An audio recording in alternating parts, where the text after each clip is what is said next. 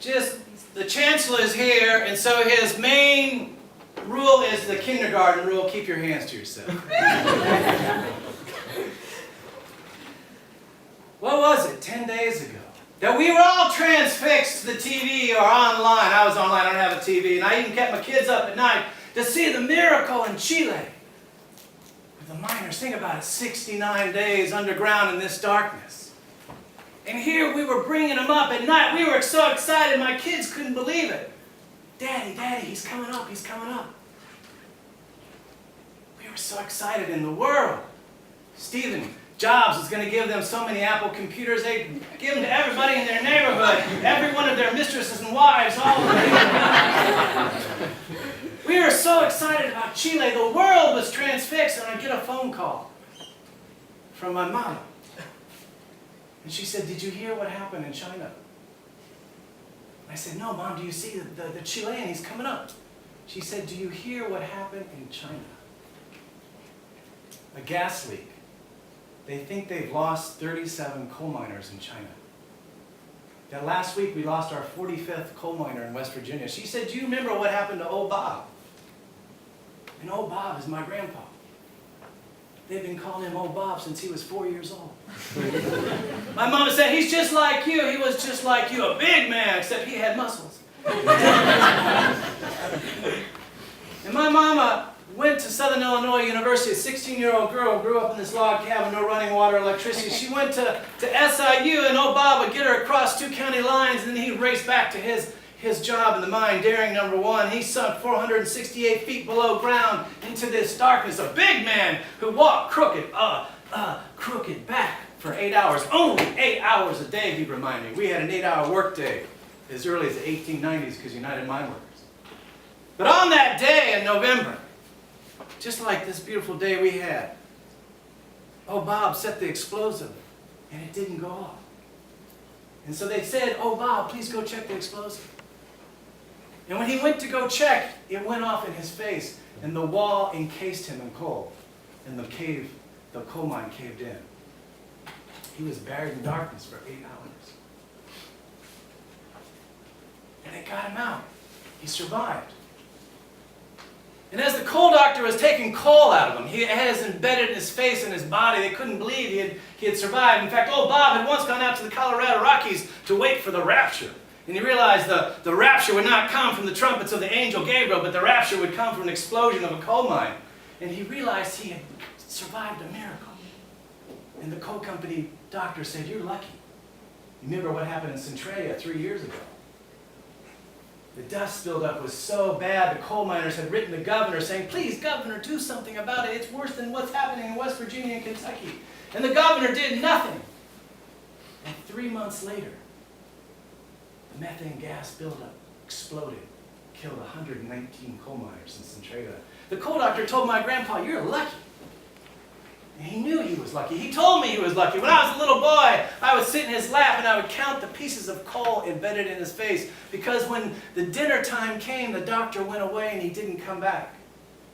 And my grandfather had 16 pieces of coal in his face. He called it a coal tattoo. He said, I was lucky in 1951, just right up the road. The methane gas was so bad. The United Mine Workers had asked them to please control the mine, just like the Upper Big Branch, and they did nothing. And 3 nights before Christmas, everybody on Friday night in our small little towns of Illinois were playing basketball, and there's an announcement, is there a doctor in the house? There's been a disaster at the New Orient number 1, the largest coal mine in the country at that point.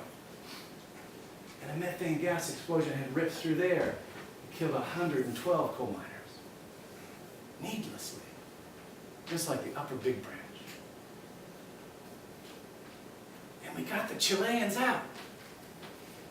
And my kids couldn't believe it. They got to stay up way past their bedtime to see the Chileans were free. We're all happy and the world's transfixed. And not one news organization talked about 37 Chinese coal miners dying. The 45th death in West Virginia. That when we flick on our lights in Champaign, Urbana, there's a cost from the darkness. There's a human and environmental costs. And that's what we're going to talk about tonight. And we don't talk about media.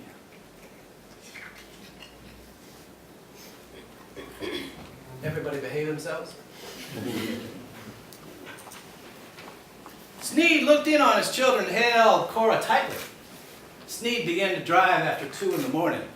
He felt sure he could stay awake, and Cora, she had put hot coffee in his thermos bottle. He drove south along Park Avenue. He should have gone north toward the state capitol, but Park Avenue narrowed and the homes receded into the countryside around from the road, and his heart thumped, a bloody rhythm into his eardrums. Still 2 miles from the Lester mine, and he could see the glow of fire and feel the bass stutter of a machine gun. He wheeled Van Buren's car back to the north, past his own. He turned for the turnoff of Route 2. He hoped it was the right road. It was confusing to think that just when you discovered you were good at something, politics, oratory, it might be necessary to use your will not to practice it. I mean, what he meant was simple, that there's a fight on, but the fight meant violence. But in the struggle for, no. One thing fighting for survival with another and then back to violence. If we join together. There was the fact, he said it. We must join together in order to resist, repulse, repel. Now more and more exclusion and violence. If there was no way to express the concepts, he wasn't to blame. I mean, words betray because they refuse to speak truth. No, he loved language too much to believe that. The truth was, words betrayed those who couldn't handle their power. Beautiful line. Those words betrayed pretension and falsehood, confused thinking. I mean, after all, Egypt, that's our southern Illinois, was in a fight for life against forces that would never relent unless confronted with strength, sufficient strength. And there's no way to soften that. But on the other hand, there was public opinion. That was a separate thing. And surely, wasn't that the way of the future? What beautiful words, no? I didn't write this. But there's a professor at the University of Illinois in Champaign, Urbana named John Griswold, who's an amazing novelist, who's one of my heroes. And I want you all to give a big hand to this incredible novel called The Democracy of Ghosts, about one of the most historic coal mining battles we had in Heron, written by Professor Griswold. Are you here tonight, John? Everybody give John, please, a big hand.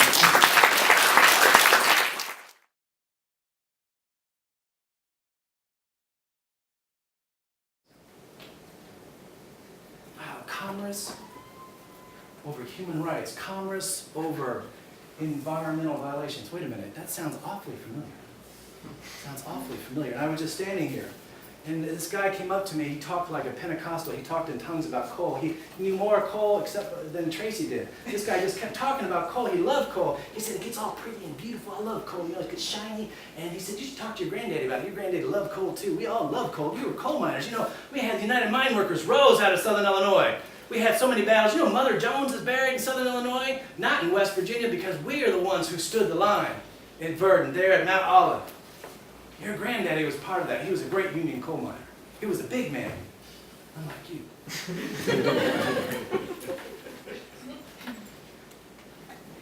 But God, you know, the abuse of the people always goes hand in hand with the abuse of the land, don't it? I remember the first time I heard that. The abuse of the people always goes hand in hand with the abuse of the land. Treated your granddaddy like poor white trash.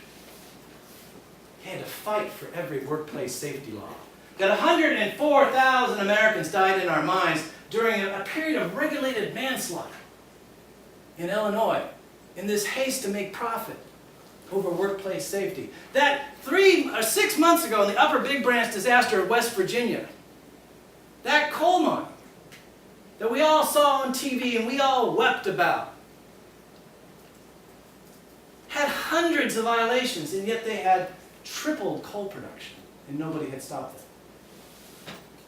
And my granddaddy wasn't around to tell me. He couldn't tell me. He couldn't really talk a whole lot, because he had black lung. That still today, think about it, 2010, 3 coal miners die daily from black lung disease. That during this presentation tonight, 1 coal miner will die. 1,000 coal miners every year from black lung disease. And if anybody here studies science or healthcare, you know that we discovered black lung in 1831. And we denied it until 1969 when we finally passed a workplace safety law. That in 1968, the coal company doctor went before Congress and said, well, black lung actually cures tuberculosis. It has a medicinal effect on people who go underground. In 1969, think about it, Prairie Rivers had already been established. And my grandpa was gone. I couldn't believe it. And I just thought about it. Why is it that I'm from Saline County, Illinois? Just keep going south and you'll run into it before you get to the river. Ohio River. And we're the #1 county in Illinois for coal production. Always have been. Billions of dollars. I mean, Mr. Peabody sank his first mine just over in Williamson County. And all the great coal barons in 1903 had come down and bought our county, in Franklin County, Williamson County, where Heron took place. Because they had a coal famine in Chicago. And they ran out of coal, so they had to get it, but they wouldn't buy or sell it. And so the president actually had to intervene and force the coal barons to sell their coal. And so they made huge profits. And so suddenly all these coal barons emerged. This young liberal Democrats, always young liberal Democrats are giving us problems. And Francis Peabody. He was just one of those Yale boys. Daddy sent him off. He came back, bought a couple horses. He was peddling coal. Here comes this Cockney Englishman, you know, who didn't like Thomas Edison. Sammy Insull lights up Chicago. Everybody goes to the World Fair in Chicago in 1893. And they go, oh my God, look at all these lights. And they're just pouring in that coal and they run out. And Mr. Peabody realizes, I've got to get down south. And so in 1903, they have bought out 90% of the mineral rights of the 3 main counties. That effectively, we become a vassal colony to Chicago and St. Louis and Philadelphia. We don't own our own land we live on anymore. And even worse, we become gun-toting, moonshine-drinking, violent hillbillies that don't really matter, do they? We can just push them off their land.